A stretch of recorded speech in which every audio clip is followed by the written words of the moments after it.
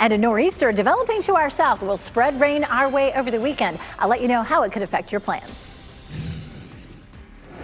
This is escalated day by day, and I would say hour by hour.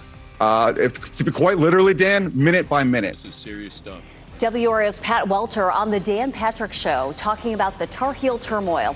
His appearance there coming minutes after a UNC player announced he's leaving. This breaking news and where things stand with Coach Bill Belichick, his team, and his staff. And from celebration to sorry, we now know where 3 student athletes were headed moments before they died in a horrible crash. Now, breaking news from WRAL. Coverage you can count on. Let's give you a live picture of Carolina Beach, where you can see it looks very overcast and cloudy right now. A low developing along the coast will bring much needed rain to our area this weekend. But the big impacts will be along our coast. Good afternoon, everyone. I'm Renee Chu. And I'm Michelle McConaughey in for Chris Lovingood this afternoon. Meteorologist Elizabeth Gardner is in the WRAL Severe Weather Center with a look at whether or not, Elizabeth, we're going to have to change those outdoor plans this weekend. So it depends on when they are. We have a brand new run of the computer models that just came in, and it's a little slower to bring that rain in on Saturday. Afternoon plans may be fairly wet, but morning plans, depending on where you are, might be okay. We'll see how it goes. Lots of rain with this as it's starting to develop down to the south, and a lot of cloud cover out ahead of it right now. We'll walk through Futurecast, and you can see the gray skies as we walk through it today. We're going to kick things off right there at lunchtime, and we're seeing gray skies, and that stays the case all day long. We are not going to see rain tonight. If you're headed to a football game or out to dinner or to a show, you're going to be just fine. In the morning, Saturday at 7 a.m., there's a little bit of rain that starts to show up down in our southern counties. At lunchtime, we're seeing rain in our eastern and southern counties, but it might still be dry right around the triangle. I would expect right around lunchtime for us to start to see that rain. You can see it becoming a little more widespread mid-afternoon, but it's likely to be heaviest on Saturday night. And then more waves of rain on Sunday. This version of our short-range model only goes out to about 10 a.m., but we're looking at least a 50% chance of rain on Sunday. Talking about the coast as well, this is going to be where conditions are much worse. We're going to see high surf. We'll likely see coastal flooding, strong winds, and heavy rain, as much as 3 to 5 inches. So we could see more damage along the Outer Banks in particular, with the potential for some houses to fall in. For us here, we could see some much needed rain. I'll show you how much that could be coming up. All right, thanks, Elizabeth. And make sure you download the new WRAL News app and turn on the notifications. If your power goes out at any point, you can stay connected with WRAL News. We'll alert you to changing weather conditions and traffic issues across the viewing area.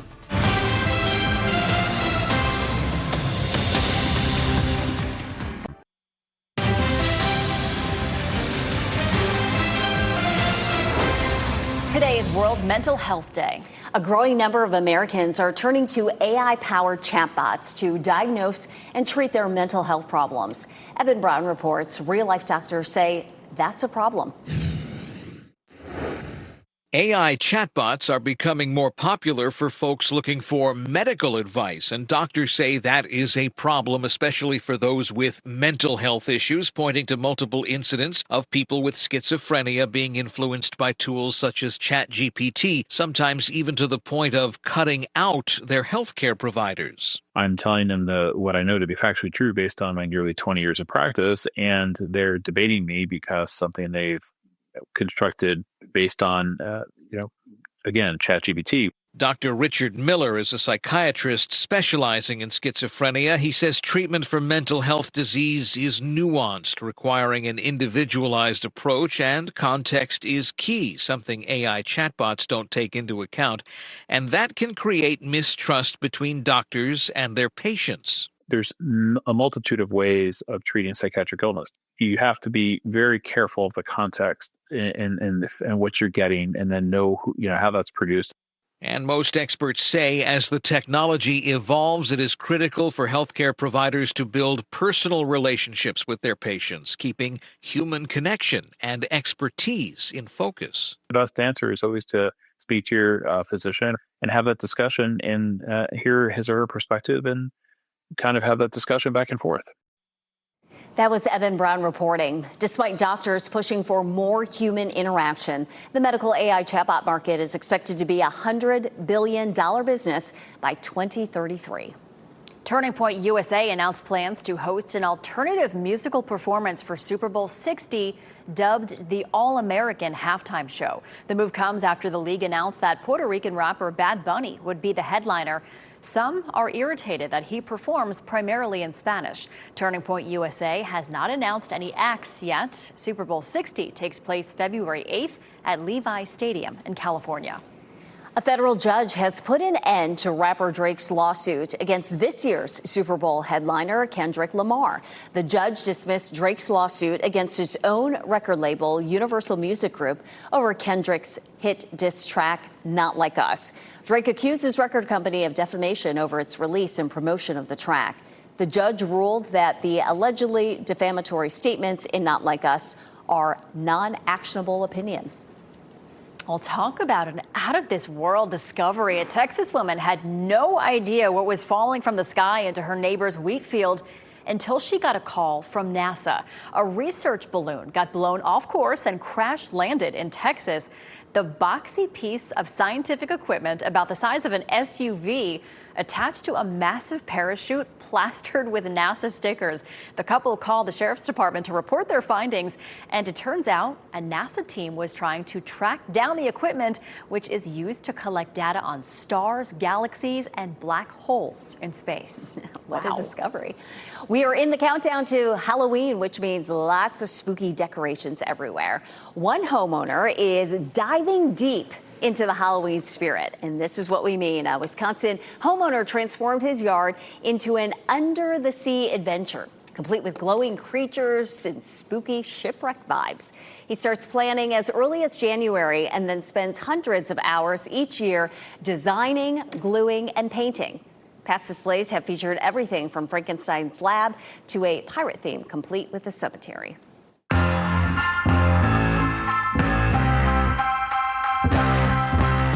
There are so many fun fall events and celebrations happening in the Triangle this weekend. It is time to take a look at WRAL's Out and About Best Bets. First up, Durham Bulls Athletic Park will be transformed into a vibrant autumn celebration for Festival this weekend. It's happening Saturday and Sunday from noon to 3 and then from 4 to 7. You can enjoy pumpkin batting practice, climb to the top of Hay Mountain, hop aboard the Wool-E Hay Wagon, paint your own pumpkin, and savor essential food and drinks. Something for everyone there. And the 2025 Triangle Heart Walk is happening tomorrow at Coastal Credit Union Park at Walnut Creek. Activities start at 7:30 tomorrow morning. The walk begins at 8:45. I will actually be there. I will be emceeing the event, so come out, have some fun, and get a little bit of exercise. Also, bring your umbrella with you as well. Or rain gear, Or maybe, rain right? gear, yes. But Elizabeth, you're saying models are drying off for a later start for the rain? Yeah, so it does look a little bit better than it did this morning. This morning, a lot of the models had rain here, by 9 o'clock or 10 o'clock, and they've backed off a little bit later. So all of the morning events, like the Heart Walk or La Tour de Femme bike ride, may be okay. I mean, I can't promise that it wouldn't sprinkle a little bit, but it doesn't look like it's going to, pour down rain all morning. So that's definitely good news. You can see where our system is starting to spin up here. Some showers and thunderstorms off the coast of South Carolina. All of that will be pushing northward. But today we don't see any of that rain in our area. We'll continue to see the clouds thickening up. It's already pretty cloudy out there, but we stay dry. There's 5 o'clock. We'll move it on out to 7 a.m. And at that point, we begin to see a little bit of rain down to the south. We'll pause it again at noon, and maybe there's this hole that shows up here in the precipitation. We'll see. It definitely looks a little drier than it did earlier today. Definitely looks more widespread by the time we get to, say, 2 or 3 o'clock in the afternoon, and then it looks heaviest overnight. There's 11 p.m., and you can see that rain looks heavy for much of Saturday night. Now, this version of the models, this is the high-resolution version. It doesn't go out past 10 a.m. It does look like that some of that may push on off to the west as we get through the afternoon on Sunday. So it may be that Saturday it's wettest in the afternoon and Sunday it's wettest in the morning. Temperatures will be cool, upper 60s to low 70s. And in the Triangle, we'll probably see half an inch to an inch of rain. Farther east, it could be heavier than that. Winds around here gusting 20 to 20 25. We're seeing that today as well as all the way through the weekend. Of course, this is going to be a nor'easter on the coast, much bigger impacts along the Outer Banks with high surf, 5 to 10 feet, 2 to 4 feet of flooding possible, and winds gusting up to 40 to 50 miles per hour. We're going to talk more about that coming up in just a little bit. But definitely breezy here right now. You can see cloudy skies with the winds blowing northeast at 15, but we're gusting up to about 25 already. 66 is our temperature. Of course, that was a live look at Wilson. We're seeing gusts up to 24 miles per hour right now. We're gusting to 25 in the Triangle, 22 in Fayetteville and in Southern Pines. And that wind just keeps on going all the way through the weekend. I expect those gusts to continue. Our temperatures are mostly in the low to mid 60s right now around town, like looking at 69 in Raleigh, 68 in Durham, and 72 in Fayetteville. For Football Friday, no worries. It may be a little breezy. It'll be cloudy and cool, but we're not looking at rain. None of those games will get canceled. And the Tour de Femme for tomorrow morning. This is their 20th anniversary. And if you've never been out there to do this ride, they do such an amazing job. I don't think it's too late to register. Temperatures nice and cool in the morning at 8 a.m., 58, and at lunchtime, 68 degrees. We are looking at some cooler temperatures, of course, for the weekend. Highs in the upper 60s, and overnight lows will be in the 50s and 60s as we get through the next few days. How much rain will we end up seeing? We definitely need some. I'll show you what it will look like where you are, because it'll be somewhat different across the area. Coming up. Elizabeth, thanks. Coming up on WRAL News at 4 p.m., U.S. Senator Amy Klobuchar says people with Affordable Care Act insurance will see a 75% increase in premiums starting November 1st if enhanced subsidies are not extended. Our PolitiFact report digs into the numbers behind the claim to see whether that's true. And new at 5, black buildup on food utensils, vegetables stored on the floor, and a cockroach in a cooking area. 5 on your sides. Keely Arthur has this week's restaurant ratings.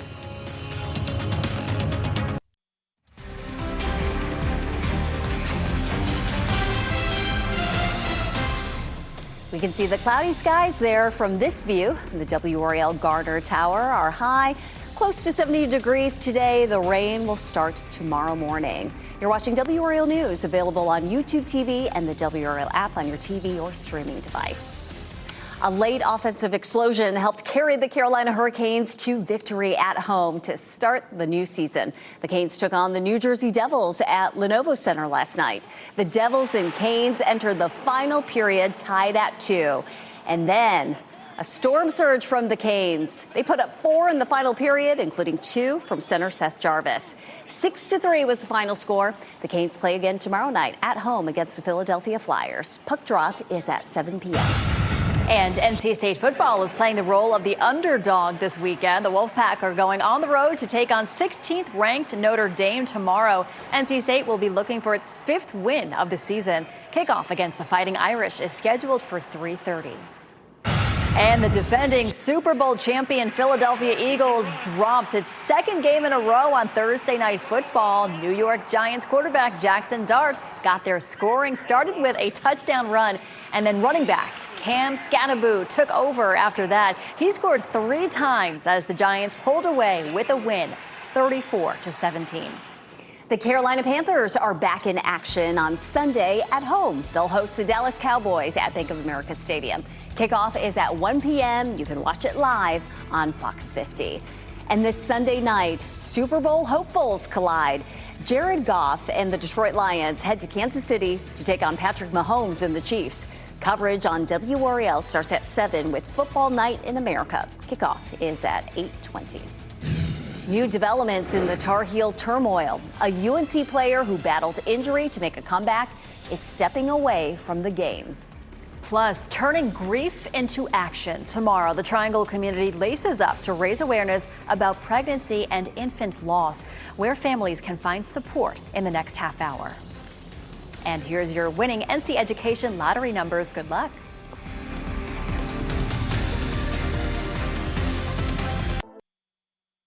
Now, breaking news from WRAL. Coverage you can count on. 3 student athletes who died in a crash on Wednesday night were headed to a birthday celebration. Jayon, Lamont, Elliott, and they all died when 3 of them died when a car hit a pole. The driver, Diamond Monroe, is in critical condition after going through procedures on her wrist, her pelvis, and her spine. The Army vet is a mother of a 7-month-old baby.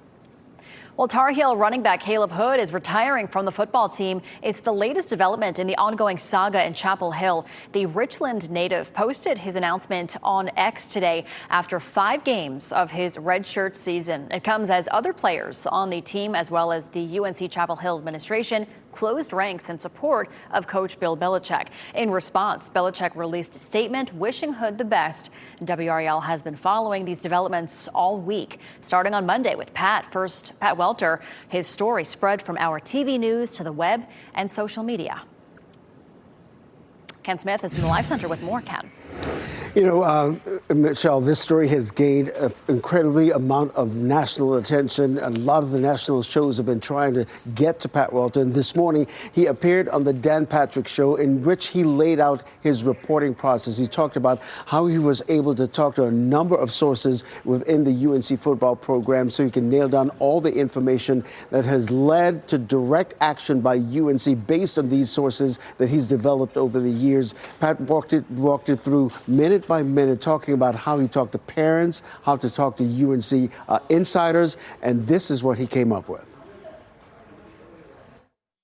When I was just walking around meeting people with direct knowledge of the program that I had no relationship with, and they were immediately volunteering information to me, things like from a parent, my son has no idea what's going on. It is a complete mess.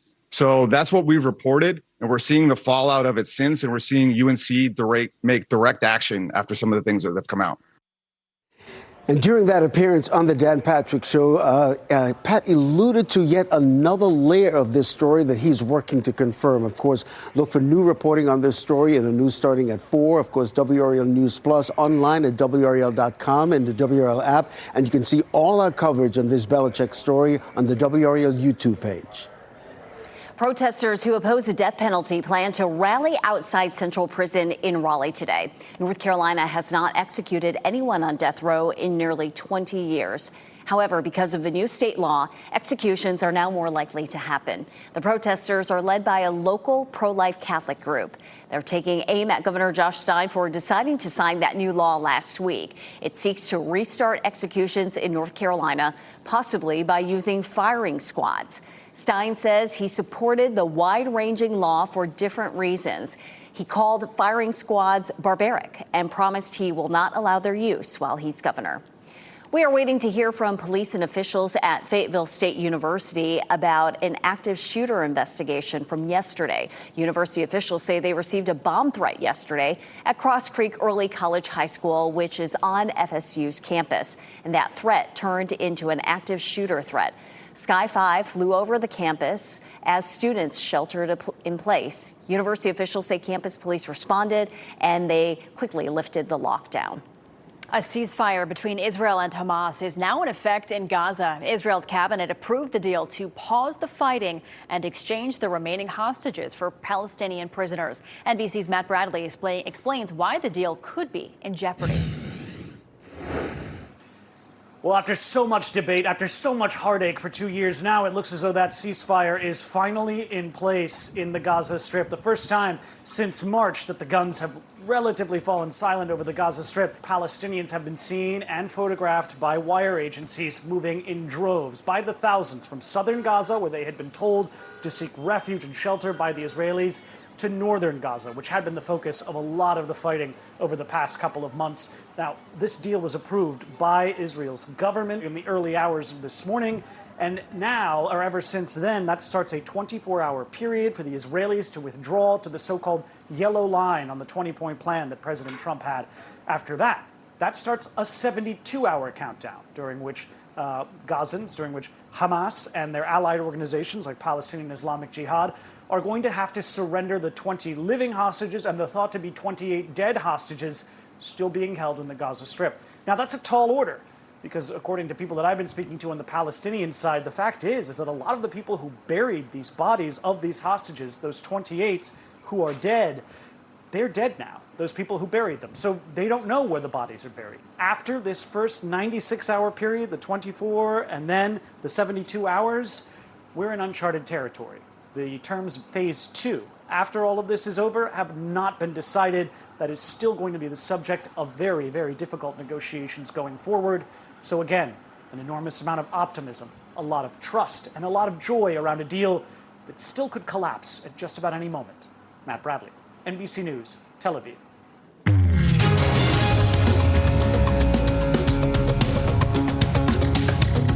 The National Highway Traffic Safety Administration is investigating Tesla's full self-driving software in nearly 2.9 million vehicles.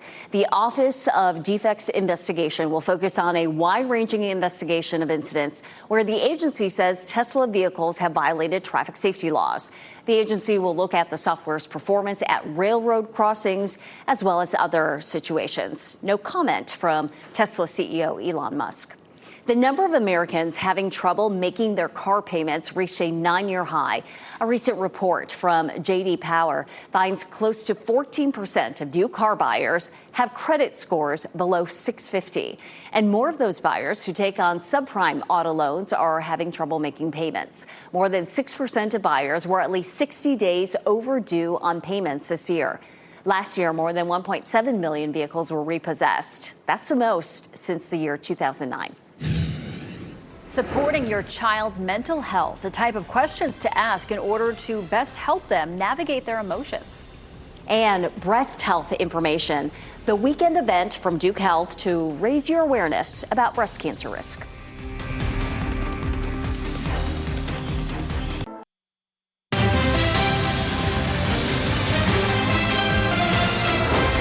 October 10th marks World Mental Health Day. Everyone feels sad or worried from time to time, including kids. But how can parents tell when it's something more serious? Are they no longer engaging in the things that they want to do or the things that they need to do? Or maybe they're still doing their homework, but the product that they're producing isn't what they're used to. And so we look for those changes in behavior.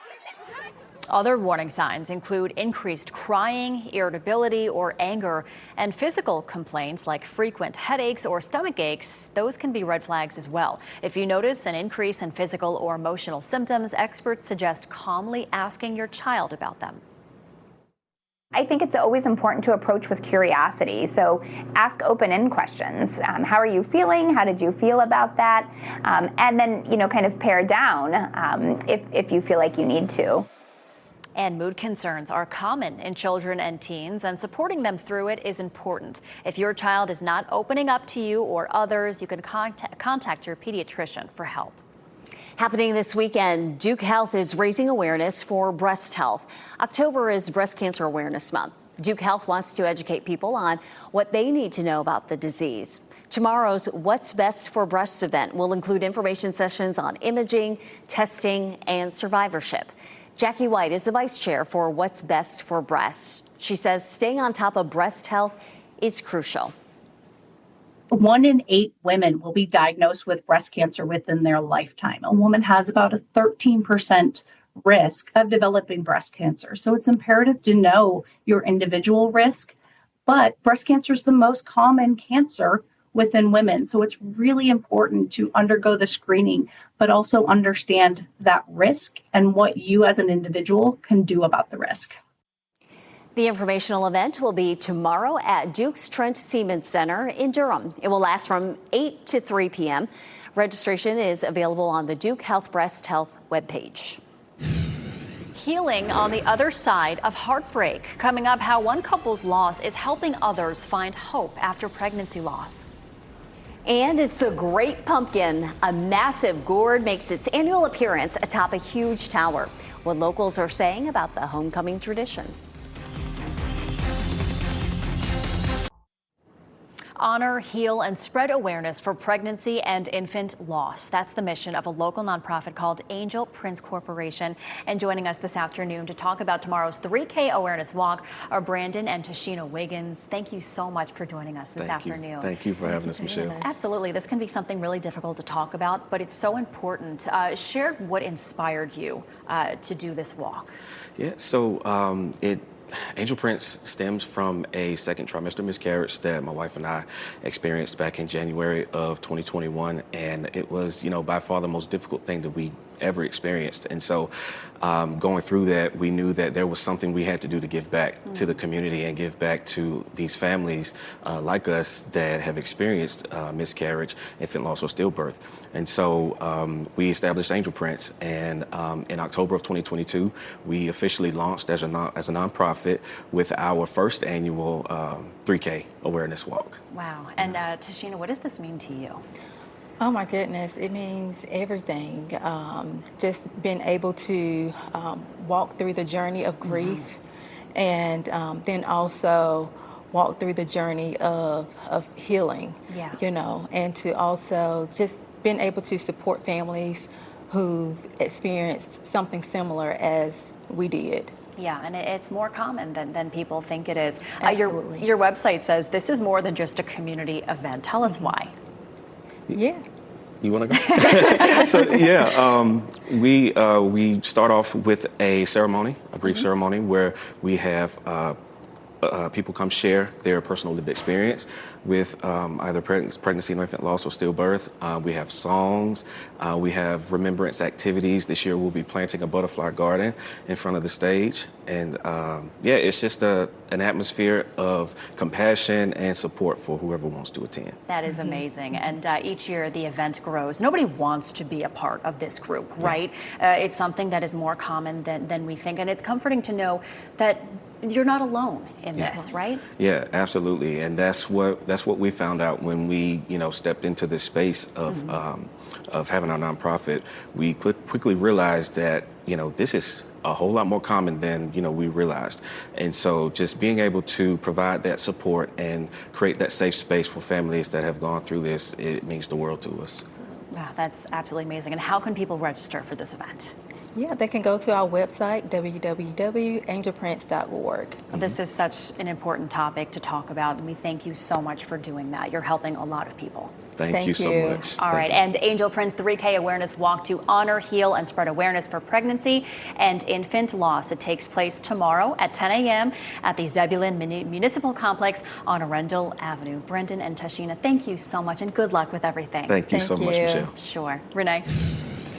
We're hoping the weather cooperates, and we're closely watching the rain that will start to move in tomorrow morning sometime, right, Elizabeth? That's right. We're also watching what else is happening down here in the tropics. So we have Jerry here that's been affecting the northern part of the Leeward Islands. Right now, it's moving to the northwest at 16 miles per hour, but it's been bringing some heavy rain, as much as 2 to 4 inches to the central and northern Leeward Islands, as well as windy conditions, of course, and heavy surf. Winds now at 50 miles per hour, so it hasn't changed much this morning. It's been sitting very close to the Leeward Islands. That's helped to slow down the wind speed a little bit. It will continue to trek northward now, unlikely to become a hurricane. Yesterday's forecast was for this to become a hurricane, but it's going to take a big right,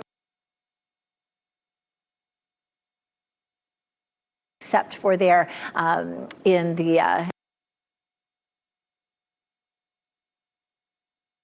storm Karen, which is a well in the middle of the ocean.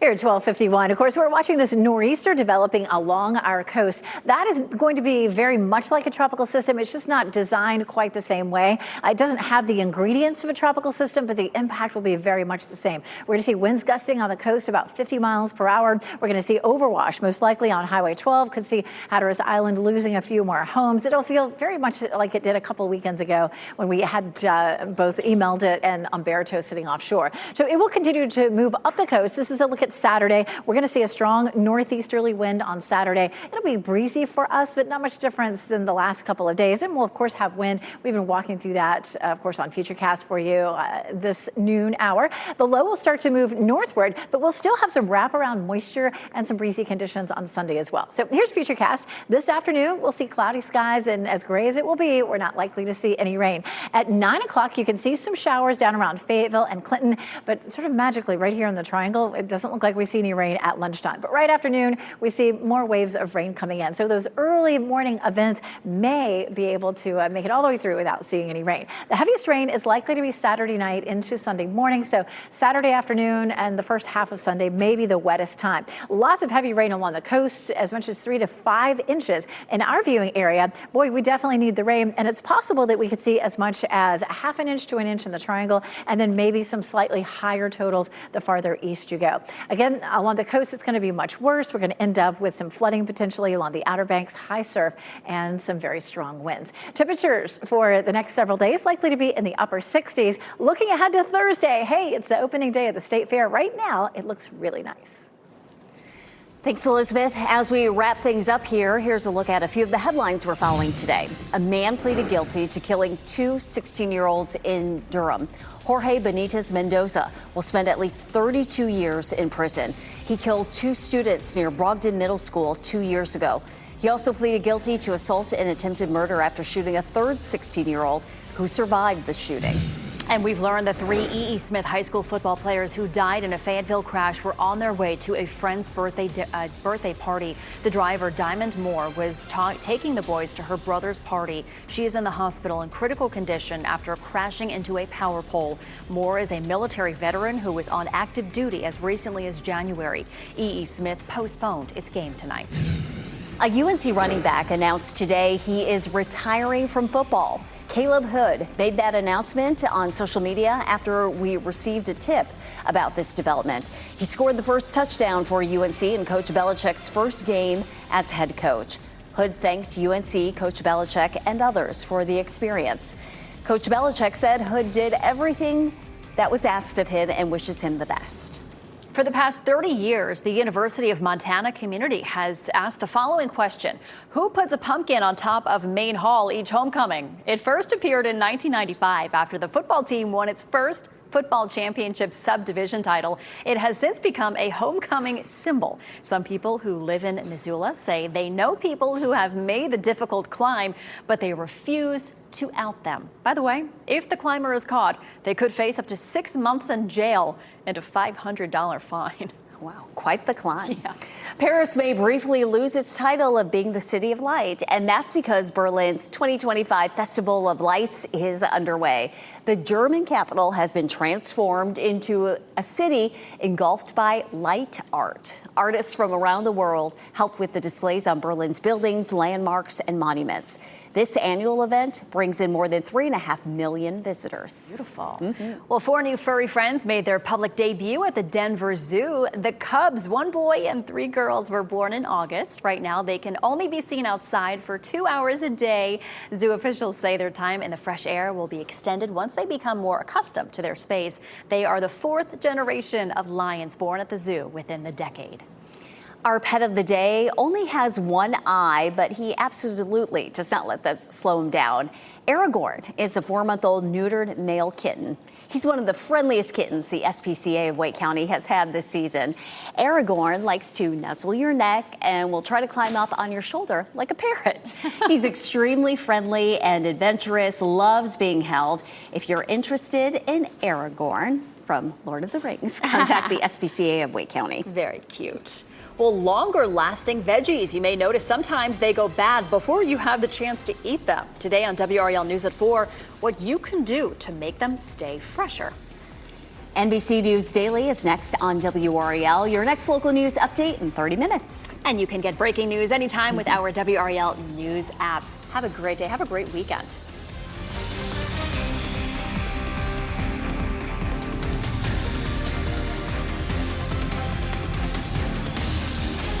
Keep watching WRAL News over the air channel 34 and Spectrum channel 1257.